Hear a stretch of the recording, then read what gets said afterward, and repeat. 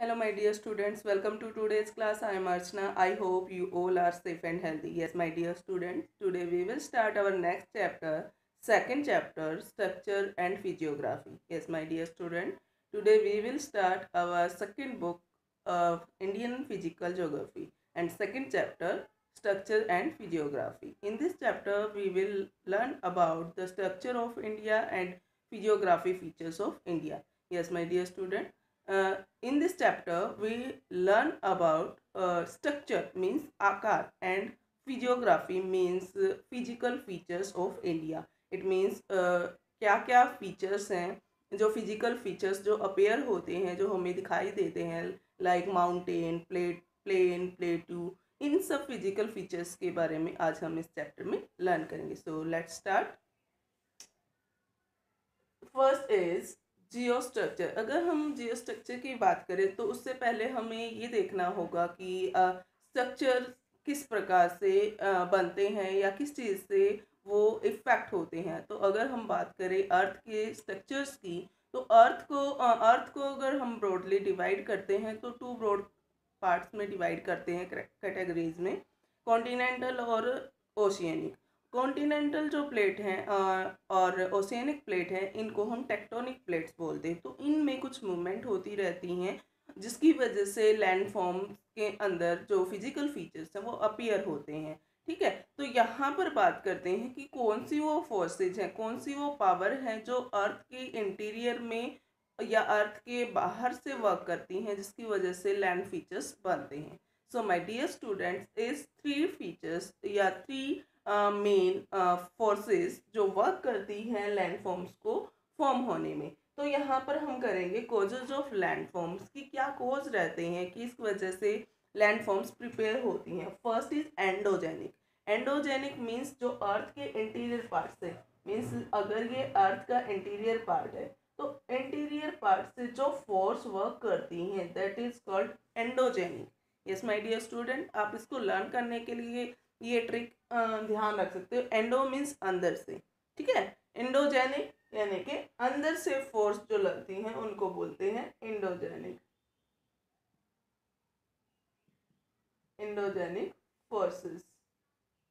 Endogenic जो forces है वो अर्थ के इंटीरियर पार्ट से वर्क करती हैं, फोर्स लगाती हैं जिसकी वजह से जो प्लेट्स हैं, टेक्टोनिक प्लेट्स हैं, उनमें मूवमेंट होती है, उनमें उनके ऊपर इफेक्ट पड़ता है जिसकी वजह से फिजिकल फीचर्स अपीयर होते हैं या न्यू फॉर्म बनती हैं. It's clear. First is endogenic force. Second is exogenic force. Exo means जो बाहर से अर्थ की ऊपर से उसके क्रस्ट पे जब फोर्स वर्क करती हैं दैट इज कॉल्ड एक्सोजेनिक. यानी कि जो बाहर से फोर्स वर्क करेंगी, जो उसको तोड़ती हैं, फोड़ती हैं, मीन्स इरोजन वर्क करती हैं वो, और इरोजन के बाद न्यू फॉर्म्स, लैंड फॉर्म्स बनती रहती हैं, बिगड़ती हैं, ये प्रोसेस चलता रहता है. तो ये हमारी काउंट होंगी एक्सोजेनिक में. एक्सोजेनिक फोर्सेस जो बाहर से वर्क करेंगी, ठीक है, जो अर्थ सरफेस पर बाहर से फोर्स डालती हैं जिनकी वजह से अलग अलग तरह की लैंड फॉर्म्स बनती हैं, that is called exogenic forces. Exogenic forces. Next is lateral movement of tectonic plates. Yes my dear students, जो टेक्टोनिक प्लेट्स हैं उनमें लिटरल मूवमेंट होती रहती है क्योंकि मैंने आपको पहले भी बताया था कि हम यहाँ पर टेक्टोनिक प्लेट्स को इस तरह से समझ सकते हैं कि जैसे पानी के ऊपर तैरती हुई आइस सीट होती हैं, वैसे ही हमारी जो अर्थ की प्लेट्स हैं वो प्लेट्स लिक्विड फॉर्म में जो मैग्मा है उसके ऊपर फ्लोटिंग वे में है, फ्लोटिंग कर रही हैं, तैर रही हैं. अब उनमें हल्की फुल्की मूवमेंट होती रहती है ड्यू टू इंडोजेनिक फोर्सेस. ठीक है, इंडोजेनिक फोर्सेस की वजह से जो उनमें मूवमेंट होती रहती है उसकी वजह से भी number of physical features prepare होते हैं. सो एक मेन एग्जांपल यहाँ पर आप देख सकते हो कि जो हमारा इंडिया है वो इंडिया के अंदर जो हमारी यूरेशियन और एशियन, ऑस्ट्रेलियन और यूरेशियन जो प्लेट थी उनकी आपस में एक दूसरे के पास आने से, यानी कि क्या हुआ, उनमें कन्वर्जेंट जो फोर्स वर्क की जिसकी वजह से वो दो प्लेट एक दूसरे के पास आई, उनकी वजह से आपस में उनके पास आने से जो उनके बीच में सेडिमेंट थी, जो सेडिमेंट मीन्स जो मटेरियल उनके बीच में था, उन दो के पास आने से जो मटेरियल उनके बीच में था उसने फॉर्म ले लिया माउंटेन का। और माउंटेन कौन सा? हिमालय माउंटेन फॉर्म हुआ यहाँ इन दोनों के एक दूसरे के नज़दीक आने से। तो ये किस वजह से हुआ? Literal movement of tectonic plate, जो लिटरल मूवमेंट हुई टेक्टोनिक प्लेट्स की, उसकी वजह से ही यहाँ पर क्या है, हिमालय माउंटेन का जो है जन्म हुआ या हिमालय माउंटेन बनकर तैयार हुए। अब बात करते हैं, ये तो हुआ एक बेसिक इंट्रोडक्शन, यानी कि किस तरह से लैंडफॉर्म प्रिपेयर होती है। ये किसी भी अर्थ के ऊपर कहीं भी कोई भी लैंडफॉर्म अगर बनती है, फिजिकल फीचर्स बनते हैं, तो उसके लिए ये 3 फैक्टर रिस्पॉन्सिबल होते हैं, इन्हीं की वजह से लैंडफॉर्म बनती हैं। तो अब हम बात करते हैं लैंडफॉर्म्स की हमने बात की, अब बात करते हैं इंडिया की।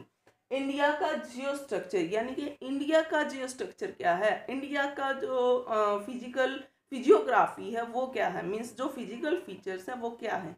यस माय डियर स्टूडेंट, ये सेम चैप्टर आपने 9th क्लास में किया है, वहाँ से आप इसको रिलेट कर सकते हो। सेम चैप्टर है, थोड़ा सा उसको मॉडरेट कर दिया है, नेम चेंज कर दिया है, क्योंकि अब आप 11th क्लास में हो, तब आपने 9th के अकॉर्डिंग पढ़ा था। अब 11th में आने के बाद थोड़ा सा वो उसका एक लेवल बढ़ जाएगा, उसके उसमें जो कंटेंट है उसको एक्सप्लेन कर दिया गया है, थोड़ा डिस्क्राइब कर दिया गया है लार्ज स्केल पर। सो यहाँ पर हम करेंगे इंडिया का जियो स्ट्रक्चर। इसमें हम अगर इंडिया के जियो स्ट्रक्चर को डिवाइड करते हैं तो ब्रॉडली 3 पार्ट्स में कर सकते हैं। First is peninsular block, second is Himalaya and peninsular mountain, third is Ganga and Brahmaputra plain, यानी कि हमारा जो नॉर्थन प्लेन है। Is clear? पेनिनसुलर ब्लॉक यानी कि हमारा जो प्लेटू है, पेनिनसुलर प्लेटू, उसके लिए वर्ड यूज किया गया है पेनिनसुलर ब्लॉक। यहाँ पर अगर इसके फीचर्स देखते हैं पेनिनसुलर ब्लॉक के, यानी कि माउंटेन प्लेटू के, तो यहाँ पर देखो ये सबसे ओल्डेस्ट है। यस माय डियर स्टूडेंट, जो हमारा प्लेटू पार्ट है वो ओल्डेस्ट है, ओल्डेस्ट लैंडफॉर्म है, क्योंकि ये सबसे पुराना है, ये हमारा मोस्ट स्टेबल है। पुराना होने के साथ साथ, ओल्डेस्ट होने के साथ साथ ये स्टेबल भी है, इसमें चेंजेस दिखाई नहीं देते, इतनी जल्दी इसमें चेंज नहीं होते हैं। इसका जो ये ओल्ड है बिकॉज ये हमारा प्री कैम्ब्रियन ईरा के टाइम में बन चुका था, और उस टाइम से अब तक इसमें इरोजन वर्क हो रहे हैं, और उसके बावजूद आज भी ये इतनी हाई लैंड है। ठीक है, तो ये क्या है, इसका ओल्डेस्ट लैंडफॉर्म है और स्टेबल है, इसमें इजिली चेंज नहीं होते हैं, क्योंकि ये इरोडेड नॉट वेरी इजली, इसमें इरोजन जो वर्क है वो इतना इजिली नहीं होता, जिसकी वजह से न्यू लैंडफॉर्म्स वहाँ पर अपीयर नहीं होती।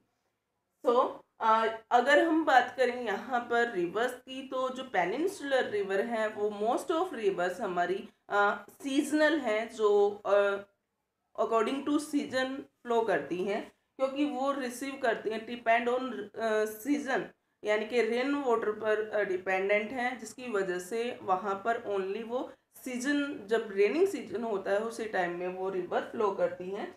लेकिन कुछ रिवर ऐसे भी हैं जो रेगुलर फ्लो करती हैं, जो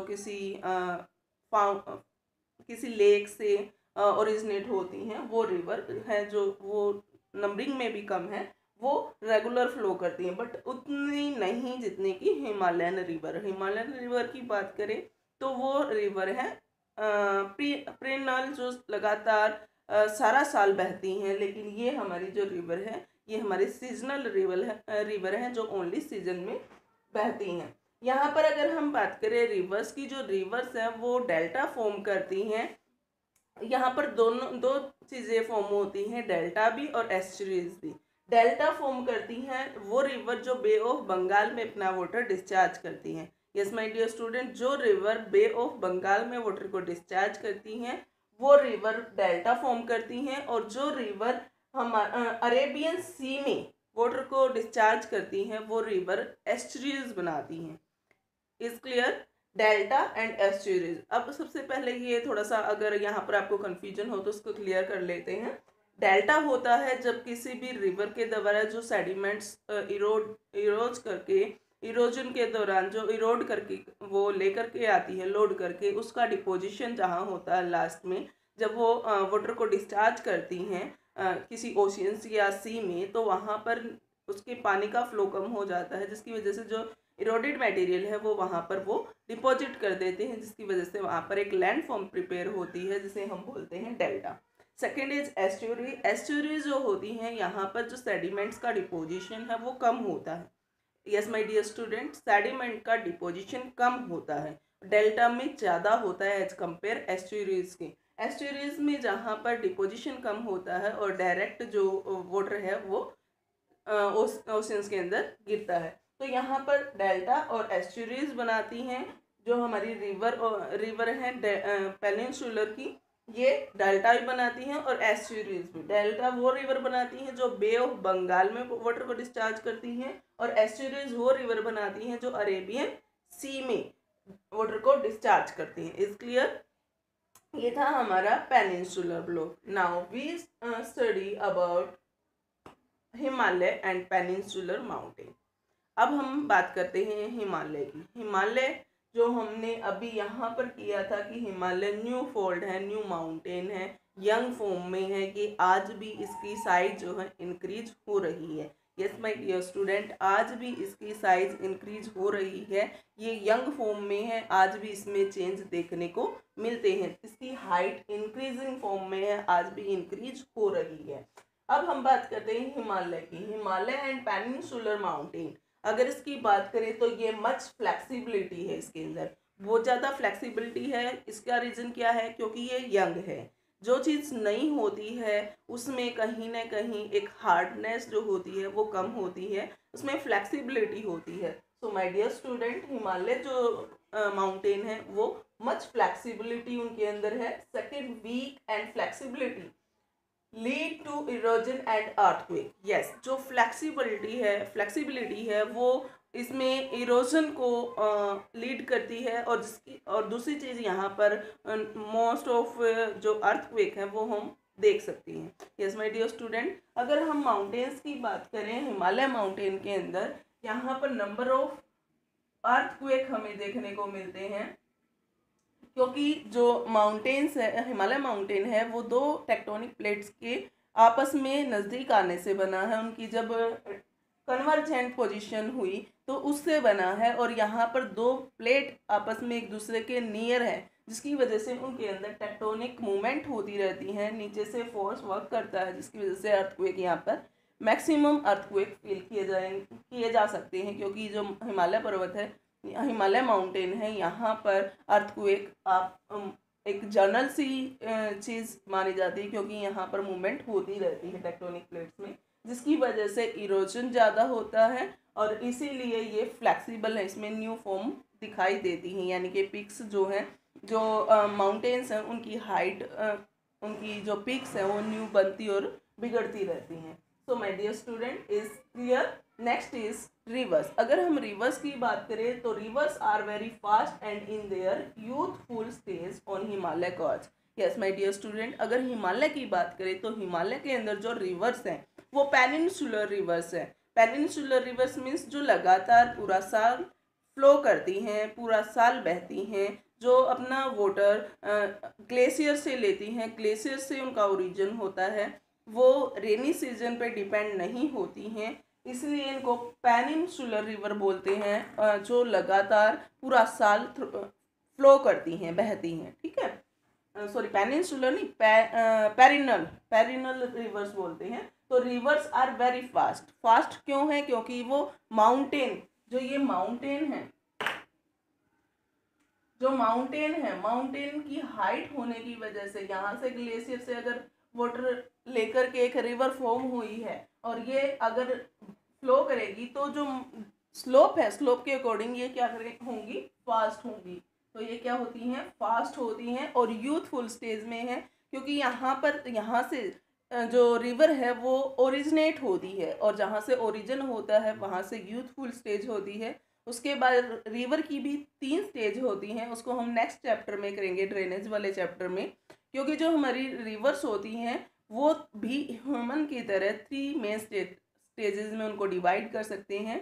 जिसमें हमारा यंग स्टेज जो है वो फर्स्ट स्टेज है, यंग स्टेज। यंग स्टेज में ये क्या है, फास्ट होती है। सो जितनी भी माउंटेन रिवर है वो हमारी क्या होती हैं, यंग होती हैं और फास्ट मूव करने वाली होती हैं।